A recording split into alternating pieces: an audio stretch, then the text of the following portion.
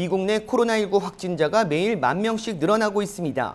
어제는 5만 명, 오늘은 6만 명을 넘어섰습니다.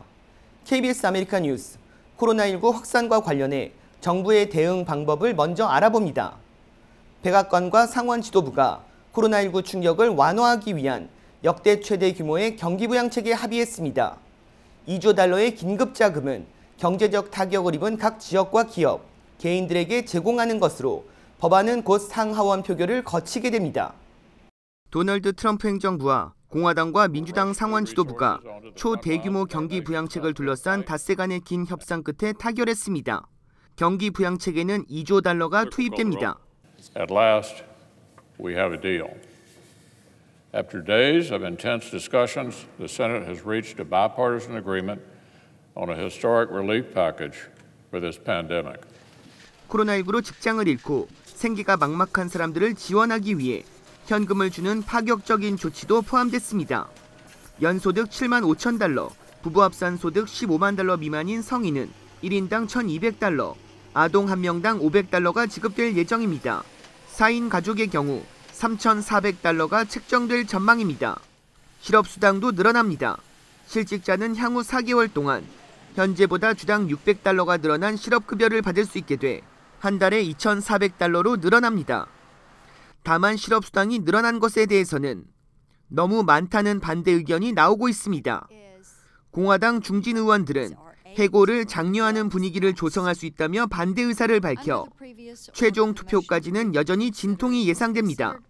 이 법안의 핵심은 2조 달러의 긴급자금을 개인과 주정부, 기업 등에 지원한다는 데 있습니다.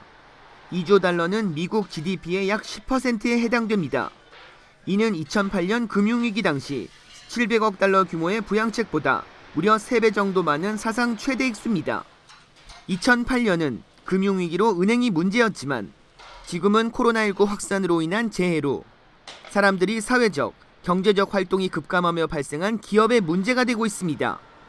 이번 부양책의 구체적 방안은 아직 발표되지 않았지만 코로나19로 타격을 입은 기업과 각 주, 도시들의 경제적 지원이 포함된 것으로 보입니다. 구체적으로 보면 연준을 통한 기업 대출 규모는 5천억 달러, 이동금지 명령으로 집에 머물고 있는 근로자들의 고용 유지를 위해 중소기업 구제를 위한 3,670억 달러가 지원됩니다. 병원 등 의료기관에 각각 1,300억 달러가 지원되고 주정부와 지역 경기부양책으로 1,500억 달러가 활용됩니다. 퇴역 군인과 노인, 아동에 대한 2천억 달러의 보조금도 지원하기로 했습니다. 경기부양책은 상하원 통과 이후 트럼프 대통령의 서명을 거쳐 곧바로 시행됩니다. 현재 막판까지 진통이 있지만 만약 현재의 법안이 그대로 통과되면 실업수당은 현행 주 450달러에서 600달러까지 인상되는데요. 실업수당 신청 조건과 혜택에 대해 이우수 기자가 보도합니다. 벨리에 거주하는 한인 김영태 씨. 지난 월요일 회사 상황이 어렵다며 앞으로 출근하지 말라는 통보를 받았습니다. 김 씨는 당장 생계가 걱정입니다. 같이 일했던 식구 같은 가족들을 하루아침에 나오지 말라고 하는 게 말이 되는지, 당장 어려우면 같이 협력해서 어려움을 극복하고 해야지, 지내달라고 같이 일했던 직원들 하루아침에 실업자 만들고 다 가족들도 있는데 이게 말이 되는 겁니까 이게? 김 씨보단 나은 상황이지만 근무 시간이 줄어 임금의 절반밖에 받지 못하는 경우도 있습니다. 모든 직원이 출퇴근을 나가고 있고요. 월급은 반달씩만 받는 걸로 지금 그렇게 얘기가 돼서 이번 달에 어떻게 바뀌겠지만 다음 달부터 페이먼이 좀 걱정이 되네요. 삶이 막막합니다. 코로나19에 따른 실업률 증가로 실업수당 신청자가 급증하고 있습니다. 지난 한 주 동안 실업수당을 신청한 사람만 전국에서 225만 명이 넘습니다. 노동부는 최장 26주 동안 450달러 상당의 실업수당을 주급으로 지급하고 있는데 오늘 연방상원에서 경기부양법안이 통과되며 600달러로 늘어났습니다. 실업수당을 받기 위해서는 자발적인 퇴사가 아닌 사측의 해고 절차를 밟아야 합니다. 또 자녀의 휴교로 직장에 나가지 못하는 학부모도 혜택을 받을 수 있습니다. 국가 비상사태가 지속되고 있는 만큼 구직 활동에 대한 증명도 필요 없을 것으로 전망됩니다.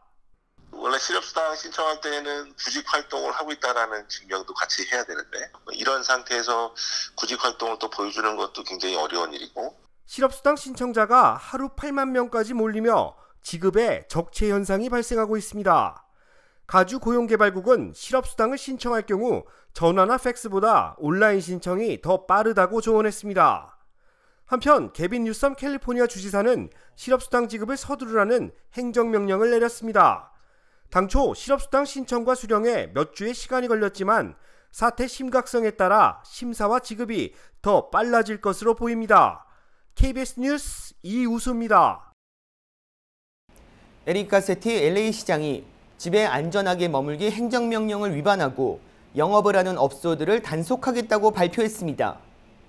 가세티 시장은 지금 시기에 필수적인 비즈니스가 아닌 업소들이 여전히 영업하고 있는 실태를 조사할 것이라고 밝혔습니다. 우선적으로 위반 업소에겐 경고를 주고 이후에도 영업을 지속할 경우 벌금을 부과하는 방식으로 일선 경찰서에 배치된 시 검사들이 단속을 지휘합니다. 가세티 시장은 이후에도 추가 조치가 필요할 경우 위반 업소에 수도와 전기를 강제로 끊을 수 있다고 경고했습니다. 전 세계로 확산 중인 코로나19 여파로 한국 21대 총선 재외선거도 차질이 불가피할 것으로 보입니다.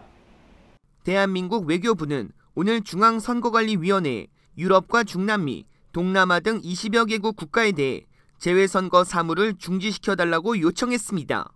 미국에서는 코로나19 확진자가 가장 많은 동부지역 공관이 포함됐습니다.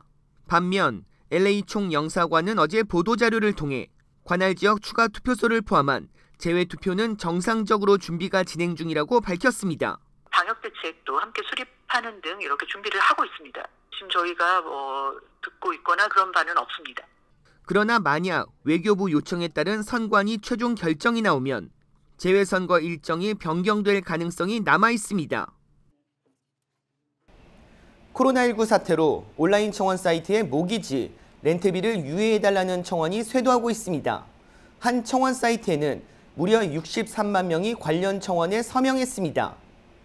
온라인 청원 사이트 체인지에는 모기지 상환, 렌트비 납부 등을 유예해달라는 청원이 개설됐는데 100만 명을 목표로 현재 63만여 건이 넘는 온라인 서명이 이루어졌습니다. 해당 청원 참여자들은 렌트비 유예나 감면이 이루어진다면 돈을 벌기 위해 밖에 나가지 않아도 되기 때문에 바이러스 확산을 억제할 수 있다고 주장했습니다. 그 밖에 청원 사이트엔 모기지 렌트비 유예를 포함한 유틸리티 비용 감면, 요식업계 정부 지원 등의 정책을 촉구하는 청원들도 개설되고 있습니다. 한편 코로나19 확산으로 재정난을 겪는 세입자들을 돕기 위해 렌트비를 삭감해주는 착한 건물주들이 늘어나고 있습니다. 세리토스 카메니타 플라자에 입주 중인 파리바게트, 노트북샵, 오또 분식 등의 한인 업주들이 코로나19 사태로 인해 손님이 크게 줄어 씨름하고 있던 찰나 뜻밖의 선물을 받았습니다. 건물 소유주인 존 하 씨가 세입자들의 4월과 5월 렌트비를 50% 삭감하겠다고 통지한 것입니다. 건물주 하 씨는 모기지 상환과 건물 관리비 등을 납부해야 하지만 세입자들과의 상생을 모색하고자 렌트비 삭감을 결정했다고 밝혔습니다.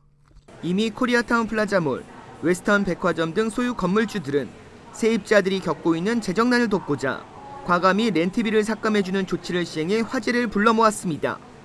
특히 코리아타운 갤러리아 등 남가주 다수의 상가들을 관리하는 페코 투자인 관리사의 렌트 삭감 조치로 최소 500여 개에 달하는 업소들이 혜택을 받게 됐습니다.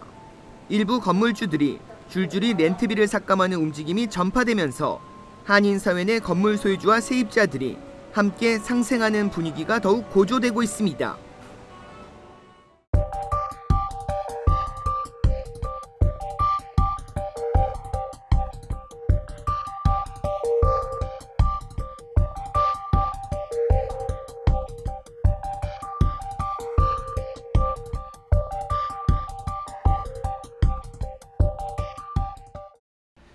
KBS 아메리카 뉴스 마칩니다. 고맙습니다.